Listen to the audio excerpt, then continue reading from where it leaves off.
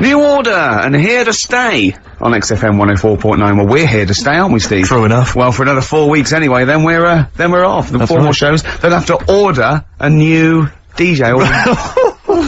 Alright? That was genius. Hey? Oh, wow, it's as simple as that. I'm Ricky Gervais, Steve Mitchell, and Karl Pilkington. Oh, man. Did anyone, read the, Guardian yesterday? It was Steve's big we were interviewed together. I've never been interviewed before in the paper. I've certainly never had my photo in a national We were very excited. We loved the interview. It was talking about our top 10 albums between us. We loved it. We talked really fast, like school kids. We were excited. It was a great interview, and all the way through, it was Ricky Gervais with his writing partner, Steve Mitchell. Stephen Mitchell. It's not even Night Merchant. He phoned me up the night before and he was gutted. I know, it's awful. And it was big letters and just all the way through, and the caption, and it's just like, oh, God. But it's embarrassing, do you know what I mean? It's embarrassing because it's like I was trying to get in the paper, I couldn't believe my luck. And then that just draws attention to the fact that I'm not a celebrity, and consequently they can't even remember my name. But the worst thing was that, one of my favourite albums of all time, as I said in there, was, Blood on the Tracks by Bob Dylan. And I said, because, you know, I think one of the most beautiful songs ever is If You See Her, Say Hello. And of course these people were sort of transcribing it from, you know, a dictaphone. It came out, my favourite song of all time was If You See a Sailor. If you see a sailor. Oh, hello. Fruity. Oh, Bob Drillboyd's, up on the trap with, where's the sailor gone to? With Ricky Gervais and Stephen Mitchellings. Oh. I don't know, they must have thought my name was Mitchell all along. They obviously never knew. The evidence is there. But I don't know why, it was like they reported in the paper that we'd been nominated for a Sony, and it said, Ricky Gervais, who hosts the breakfast show on XFM, and it's that sort of, it's just guessing. It's like, presumably someone's gone, does he host the breakfast show? Someone's gone, yeah. And that's their research done. Yeah, but there was a thing about, The Office set in Swindon. That's someone going, just write an article about The Office, where's it set? Swindon, I think, is it? Yeah. Okay, that'll do. Yeah. Yeah. Even we research the show now and again, don't we? Yeah. Even we look things up, well, actually people phone in. Usually that fella, what's that fella's name that calls in who's not got the website?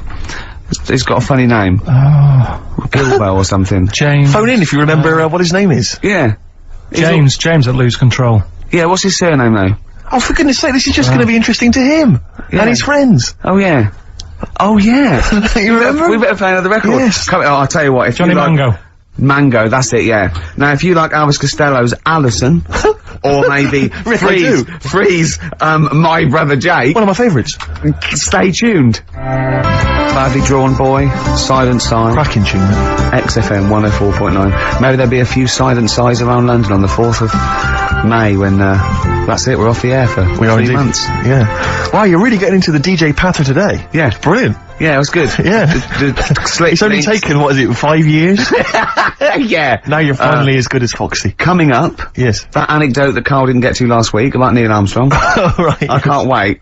It's because he took 3 links telling us about the horse. Yes, of course. The horse. Think of that. Wow. I went out with Carl on Thursday night. Right. Right. It was one of the most enjoyable nights. We just, went out for about, what, 5 or 6 pints, a little crawl, and adventures happened around Carl. Yeah. And just me sitting talking to him was just incredible. I'm thinking that a competition would be win a pint with Carl. Yes. They That would be a hell of a just gift. have to go for a pint and they can ask him anything they want. Yeah. He's just great. We met my friend, didn't we? Tell him all about that. Oh, yeah. Yeah? What? Did you enjoy it as much as Ricky, Carl? Yeah, there was things I learned as well, like, which was good. Okay. You know his mate Robin, don't you? Yeah, yeah. You'll discuss that later. I'll tell you later about. He's got all his near-death experiences to come. Win a pint, and of course coming up, Carl's homework was, the quotes, and Carl's come up with a great idea to show that anyone can do quotes. He's invented a thing like faking it, where he's got 2 real quotes. Right. And he's made one up. Okay. And he's gonna fool us. I bet we won't be able to. Brilliant. Sorry, what was the challenge of that? Look at him looking at us. What's the matter with you? It's just that before, you were like, no, this is good for you. But What? now it's turning into a game. At your expense? Yeah. Have you only just dawned on you? Carl, well, I'm joking. It's great, honestly. It's really good. What was the Carl challenge last week? You said I thought we did the quotes last week. No, but I gave him a book on Happiness. happiness. It's all about happiness and what the you know, pursuit of happiness, and it's in sort of like quote form and everything. But Carl's gonna do a couple of ones and faking it just to show. I mean, because he's been coming up with fables all week as well. Now he comes up with something, he goes, "That's a fable, isn't it?" And he tells me so he's getting good. Now to it all. If you play another track, have you got something? You got something special? I brought in I saw Elvis Costello and Jonathan Ross a couple of weeks ago, and he did just an acoustic version of Alison, and I forgot what an amazing song it is, and it's just, he's fantastic, he's the man. Listen to this guitar sound, it's so beautiful.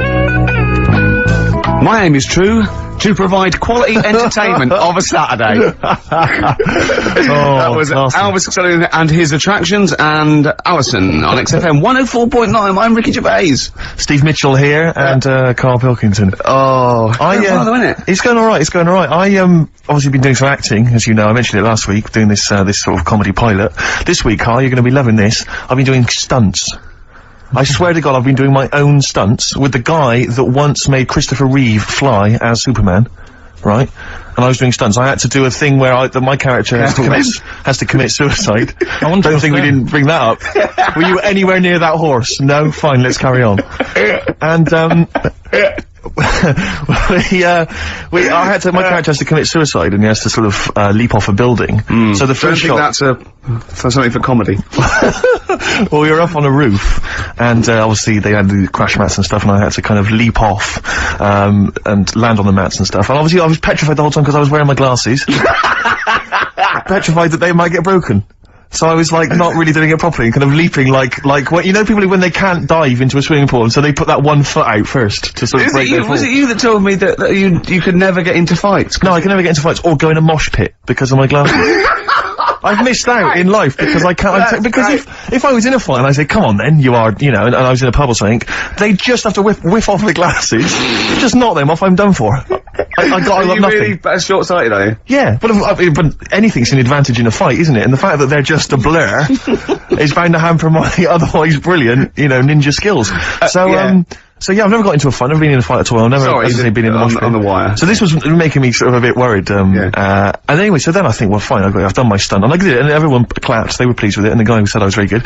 So then they drive us to the next location, right, I'm thinking I've done my stunts now. There's a crane, I think, what's going on here?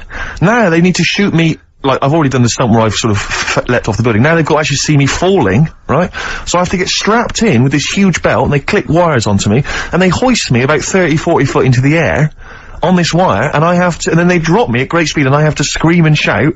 You know, it was partly acting. And, glasses on? Glasses, by this time I'd managed to get some wire fixed to my glasses so they wouldn't come off my head. They were stunt glasses. They were doing their own stunts. Exactly. Yeah, okay. So they hoist me into there on this thing. They do a couple of sort of demo versions, you know, and just to gradually ease me up higher and higher so I kind of become acclimatized to it. And, they go about 30 feet up, and they got these huge crash mats, like those great big ones you always see kind of stunt people have. And they set up the camera and stuff down below, and while I'm up in the air dangling there, they remove those crash mats, and they replace them with those really thin ones that you always see like, teenage gymnasts using on Blue Peter. Do you know what I mean? The really thin ones they used to have at school, right? And I'm looking down at this, and I'm thinking now, they may as well have shouted up, if you fall, you're done for, but we might be able to protect the equipment. Do you know what I mean? It was so rubbish. But you weren't going to land on the floor, presumably? Well, the idea was that the wire would stop that. Oh, I see, but there was no that was their safety. That was the safety net. Why did they not leave the real ones in? Because they had to, I don't know, for the shot and stuff, they had to be able to do it. But anyway, what was particularly joyful is one of the other actors pointed this out, right? This is the, this is the health and safety statement from the stunt guys, right? And they obviously have to write up this health and safety statement about how they do it. And it says, we confirm that we have proper safety policies, procedures to comply with the Health and Safety Act 1974, and that we will not do anything which compromises the health, safety and welfare of your production crew, actors or members of the public. If the above situation changes, we'll advise you immediately. I mean, if they think that maybe they do want to hurt members of the public, look at that fat one over there, just try and hit her, and bring him down. Don't worry about that one. Don't worry. She can take it, she can take it. But, so that reassured me, obviously, and, now my whole body's racked with pain. Limbs, arms, head, neck. Unbelievable. Well, is the shot worth having? Probably not. You wish you had... You know what the cameraman whispered to me? The cameraman whispered to me, he'd probably never use it.